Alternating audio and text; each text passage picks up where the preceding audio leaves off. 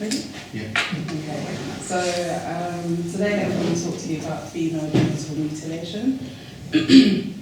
Has anybody heard of it before? Yes. Yeah? Is there anyone who's not heard of it? No? Okay.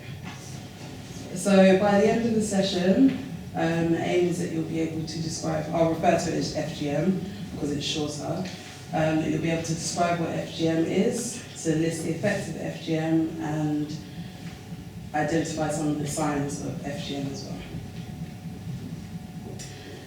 Okay, so female genital mutilation is a procedure where the female genitals are deliberately cut, injured or changed, and there's no medical reason for this procedure to be done. So it's commonly most practiced in Asia, parts of Africa and the Middle East.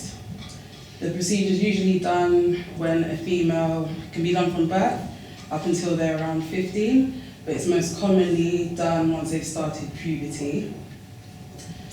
And the reason for it is because it's felt that it can prevent sexually transmitted infections, reduce the likelihood of sexual promiscuity, and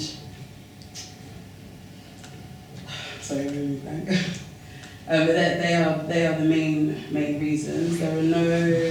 There's no particular religious group that practices this more than any other, and it's often done in a way which is unsafe, unsanitary, using unclean implements, and it's done without the consent of the female, and it can have quite a long-lasting impact on their life. Okay, so in terms of the effects of FGM, so what they may do is remove the clitoris, or they might completely sew up the opening of the vagina to make it uncomfortable and to put them off sex. So in terms of the impact, they can find it difficult to urinate. It can cause them to have cysts, abscesses, or continued bleeding.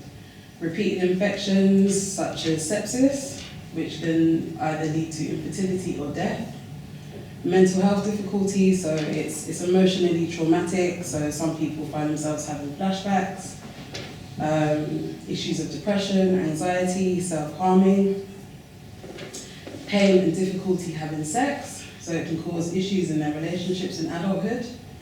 Problems during labour and childbirth, so again it could make it very difficult. And they may not actually survive going through it. Some females die while the procedure is happening due to a loss of blood or an infection such as sepsis. Okay. So in terms of yourselves, I know some people work with children, or you may work with an adult who's actually a survivor of FGM. So what I'd like you to do is to get into a group of 3 here, 3, and then you guys can be a group of 4, and just explore, with consideration of the effects, what do you think an indicator that FGM has taken place could be? I'll give you a few minutes for that. And then just identify one person to feed back a point to the group, and then we'll have further discussion.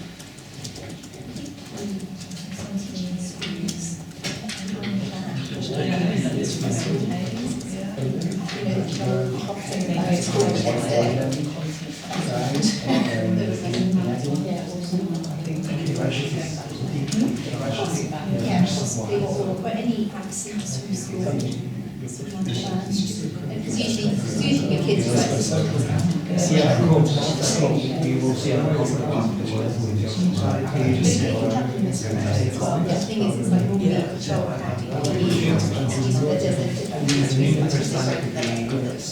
that kind of serious, yeah. Although that could be other things. I guess also on my children now, of course, especially sex education, of course. I guess you could see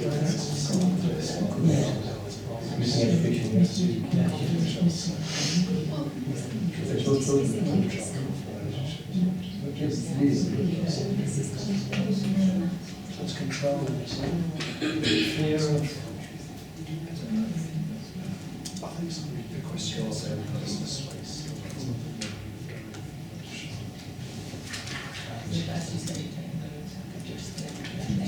Did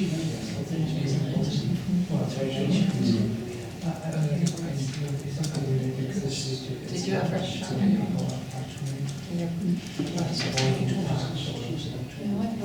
But I don't see, I go into the 1 or 2 days and don't have a regular contact with the same group of children, so. Yeah, so that wasn't what I meant. There's no consistency in class. See that those because obviously they have this procedure to not situations anymore.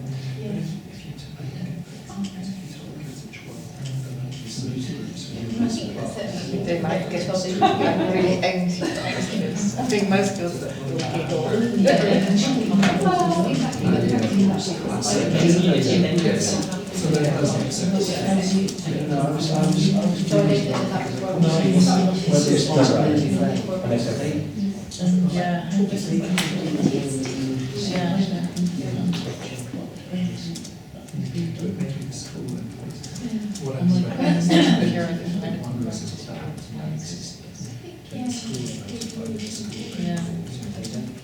You might have to cheat the officer, you know, there might be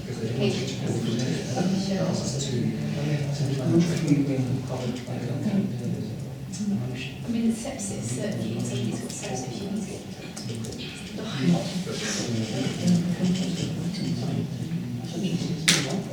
I'm still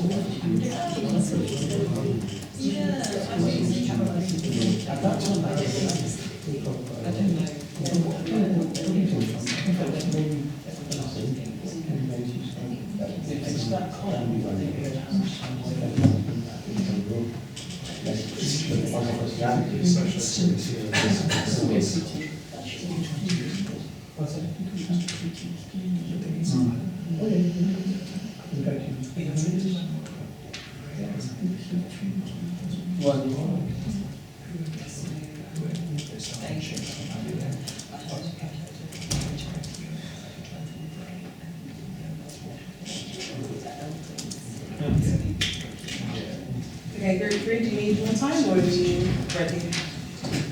You guys ready? Okay. All right, group 1, what did you discuss? We were thinking in a setting with young people, with young girls in a school setting, maybe an unexplained absence, or absences, like a letter off of PE, but not for a reasonable reason, if people want why, you know. So that's true in terms of the absence. So in terms of the recovery period, it's around 6 to 9 weeks. So the procedure's usually done during the summer holidays. So that's the period to look out for. So a girl saying that they're going on holiday or that they're going to attend a special occasion, but not really specifying what it is. So they might end up going off a little bit before the summer holiday, and maybe if the parent is asked, you know, what's happening, they might be a little bit evasive and not give much indication of what's going to happen. So that is one of the reasons. Group 2. We looked at absences. Changing in behaviour, either before or after the event. A lot of PTSD could develop afterwards. Anxiety and also maybe probably being touched. I think that would be the most evident. And that is a big indicator, and a lot it's a hidden crime. It's not something that's commonly spoken about. It's not something that they're likely to go and share with their friends, so they will be quite withdrawn. They won't want to be touched, and there's likely to be a very significant change in their emotional presentation. Group 3? Yeah, we spoke mostly about kind of signs of anxiety and depression, and but then we said also like how would you, the way they behaved, I suppose we weren't talking about kids as much, we were talking about adults, I think that how they behaved, could that also be an indication of some other abuse you wouldn't know, like, do you know what I mean? Because somebody being withdrawn or being absent, those things alone aren't necessarily an indication that it's happened, but then there might be a combination of things that could give you an idea that that's something that may take place or may be likely to take place. 5 minutes. Okay. Okay. So, difficulty walking, standing. So, as said, they may have been cut with a blade or a knife or glass. Sometimes they've been burnt with something hot, so it's going to be very uncomfortable for them. They might spend longer in the toilet. It's going to be very difficult for them to urinate. They might be having stomach problems because it might have affected another organ. So as said, appearing withdrawn, anxious or depressed, acting differently following a long break, reluctance to see doctors or having medical examinations would be another indicator. And as already said, talking about a special event and becoming a woman. And also sometimes, again, it's not in isolation an indicator, but they may speak about an elder relative coming from their country of origin to spend a period of time. Again, by itself, that's not a big deal. But depending on what behaviours are being displayed, that could give you an idea that it's likely to happen. And the people who usually perform these procedures, they're not medical professionals, they don't have any kind of training, so again, the impact is going to be worse. So they can actually reverse it sometimes. So for example, if a woman's vaginal opening has been closed, there's a procedure called defibrillation where they can reopen it. But if they've been burnt or cut in some areas, that's not something that any procedure can address. So it will continue to affect them. And in terms of us as teachers who may be working with people who may be affected, what do you think our responsibility is if we become aware that somebody may or has had the procedure? I'm assuming that wherever you're working in that context, there's a safeguarding procedure. Yeah. So you'd have somebody that you take your concern to. Yeah. I wouldn't go directly to the victim. I'd go and discuss it with somebody who's more knowledgeable than I am. Yeah, so speak to safeguarding you wherever you are. If you are a teacher, nurse, such as, or somebody who's working within health and social care, or a teacher, then under the FGM Act 2003, you're expected to report it to the police. And in order to protect young people, you can obtain, not you specifically, but somebody can obtain a FGM order. So that would prevent the person from leaving the country, or sometimes they may go to the country and they're not able to get back into England.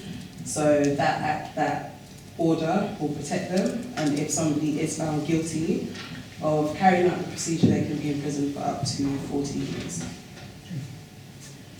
Does anyone have any questions? I do have a question. Yeah. Can the girls themselves report Yeah. it? So if they think it's going to happen, can Yeah. they follow that channel themselves and get their own family stopped? Yeah. Yeah.